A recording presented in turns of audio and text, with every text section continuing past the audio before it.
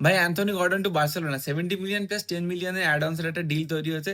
যেটা দেখে আমার মনে হচ্ছে আমরা আবার বড়লোক হয়ে গেছি। আমরা সেই লাস্ট বড়লোক ছিলাম যখন আমরা গ্রিজম্যানকে কিনেছিলাম। তো সেই ফেজে আমরা ফিরে গেছি। তো ওসব বাদ দাও। অ্যান্থনি গর্ডনকে একটা ঠিকঠাক সাইনিং হলো আমাদের জন্য লেফট উইং এ বা সেন্টার ফরওয়ার্ডে কোথায় খেলবে আমরা এখনো জানি না। ভাই ঠিকঠাক সাইনিং হলো কি হলো না সেটা হান্সি ফ্লিককে বুঝতে দাও, সেটা ডেকো দাদাকে বুঝতে দাও। ওরা ইমপ্লিমেন্ট করলে আমরা খুশি। আগে থেকে আমরা প্রেডিক্ট করব না। বাট আমার মনে হয় যে অ্যান্থনি গর্ডন যে প্রোফাইলের প্লেয়ার, ও প্রেসিং এর দারুণ, ও ডিফেন্সিভ ডিউটি দিতে পারে, স্পিড আছে, ডাইরেক্ট টাইপের প্লেয়ার, মানে বেশি বেশি ড্রিবলিং নাই। তুমি ওকে নেইমার, ভিনি, এই লামিন এই ধরনের প্লেয়ার মানতে পারবে না। তুমি ওকে ডাইরেক্ট প্লেয়ার মানতে পারবে যে বেশি স্কিল না, জাস্ট মুভ করে, গোল করার জন্য মুভ করে।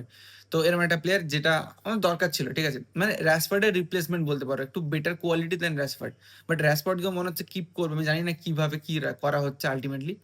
But Anthony Gordon is a good signing, খুব ভালো সাইনিং। এবং বয়সটা যেহেতু কম, 25-24 এর মতো বয়স, তো আমরা লং টার্ম একটা ডিল হয়তো দেবো।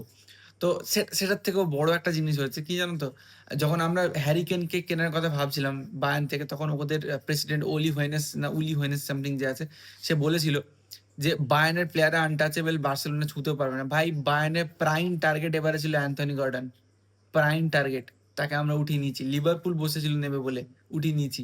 মানে অনেকদিন বাদে আমার মনে হচ্ছে টপ টিয়ার লেভেলে ফুটবলে ট্রান্সফারেতে কম্পিট করছে বার্সেলোনা, এটা দেখে খুব খুশি আমি। তো let's hope for the best.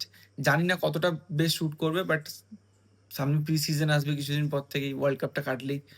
তো দেখা যাক কি হয়। আমি তো যথেষ্ট হ্যাপি এই ডিসিশনটা নিয়ে।